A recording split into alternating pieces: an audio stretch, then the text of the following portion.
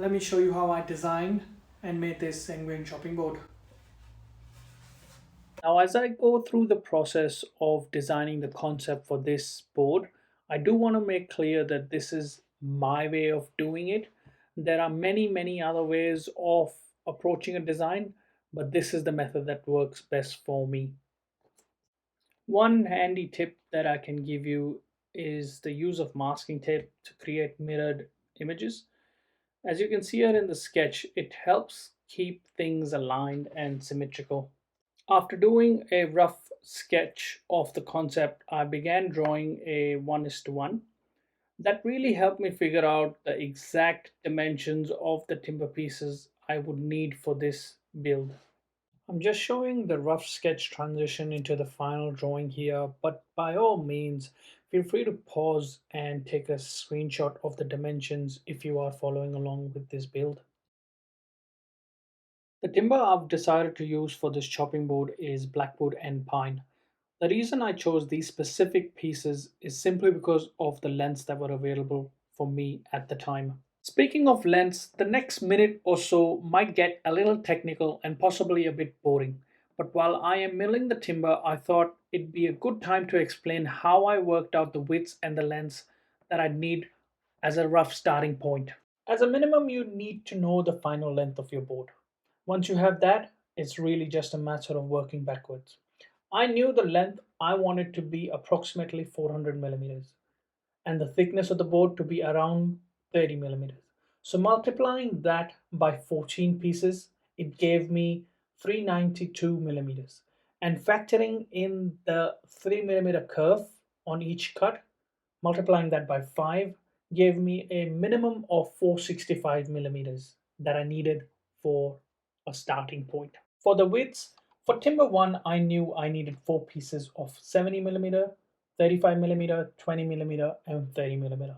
Adding that with the kerf waste per cut, I got a total of 164. So the minimum width of timber that I needed was around 170 millimeter. For timber 2, I needed 35 millimeter, 20 millimeter, 30 millimeter, and another 30 millimeter. Adding those with the kerf waist gave me a total of 124 millimeter. So the minimum width I needed was around 130 millimeter. I know I've gone through a lot of numbers in the last minute, so what I'm going to do is put all the calculations in the description down below. So now let's start talking about what's going on in the video. After flattening both the sides of the glue up, you want to start cutting down the board to the thickness you want.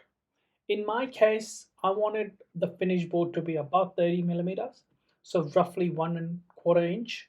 So I set the stop lock on the sled to around 33-34 millimeter because you want to allow for waste in the flattening after the next glue up. A general rule of thumb for any kind of glue up for a chopping board is to allow for at least 3 to 4 millimeters of waste for flattening. So the more glue ups you have, you just add that much to the overall length you need to account for right from the start.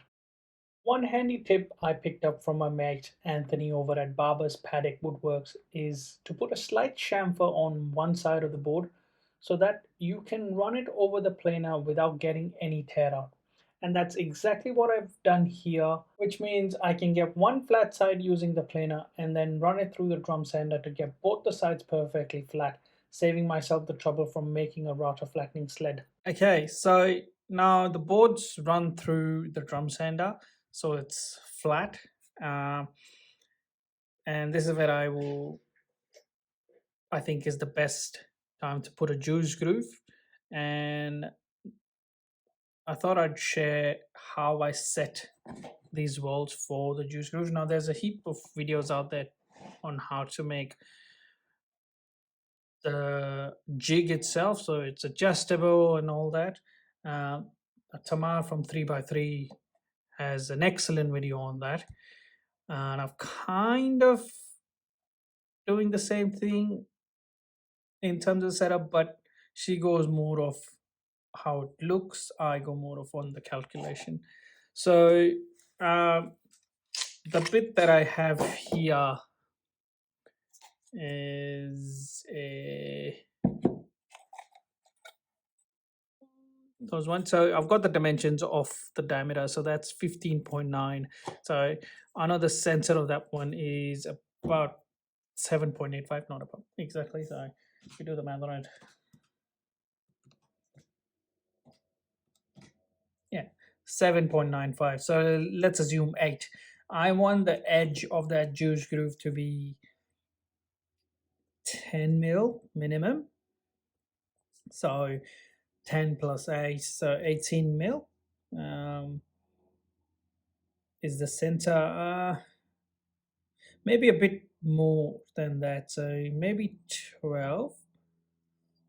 Yeah, 12. Let's go 12 mil off the edge. And then another 8, so that's your 20, that's your center, and then another 8, so somewhere there. So basically that's where your juice group come, but I won't go on the entire depth. So 15 mil is here. I'm gonna stop somewhere there. Oh yeah, anyway, I'll stop somewhere there. So juice groove isn't going to be entirely the 15.9, but again I want that 12 odd clear from the edge because I am going to give a round over as well. So the best way to go about it is that I know that that's your rough edge.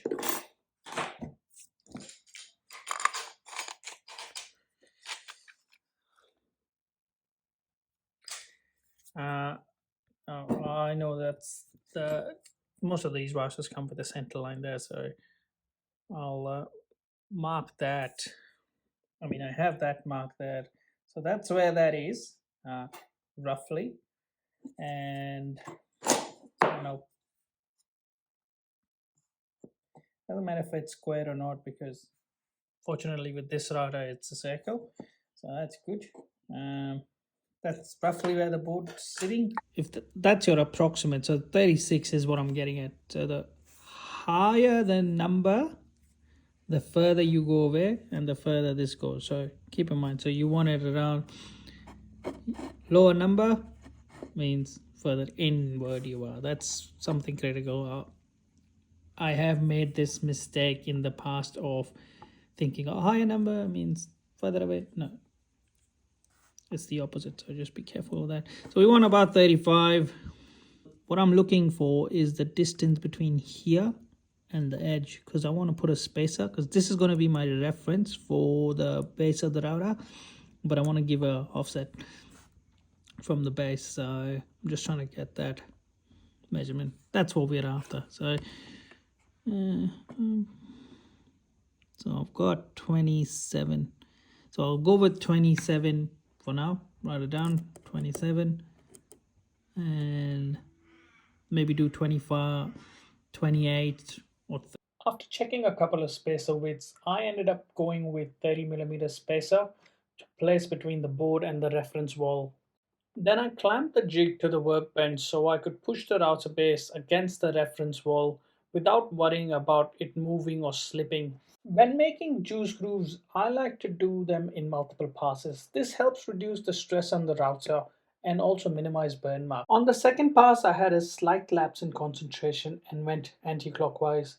That pulled the router slightly away from the groove, but luckily it was very minor and I got away with it. Generally, what I'll do is take two passes of half the depth of the bit diameter and then a very shallow pass to clean up any burn marks that might have occurred.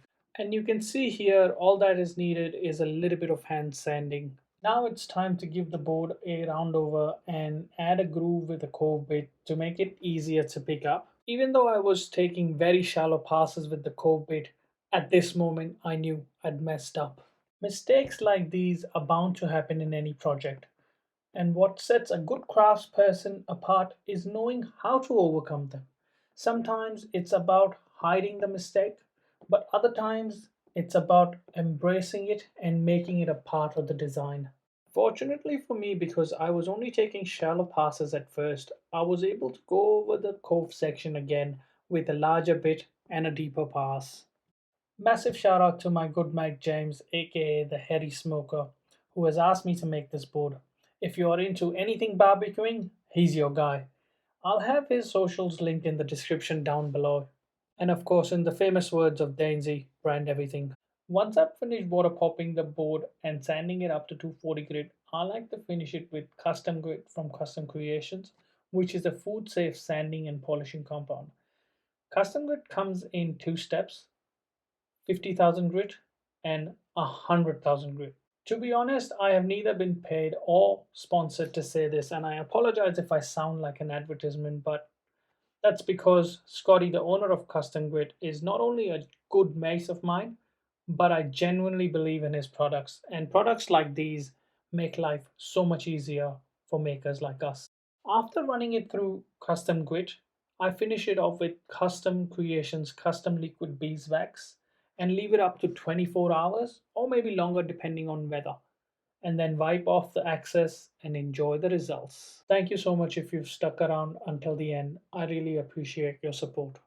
Now, please enjoy the money shots.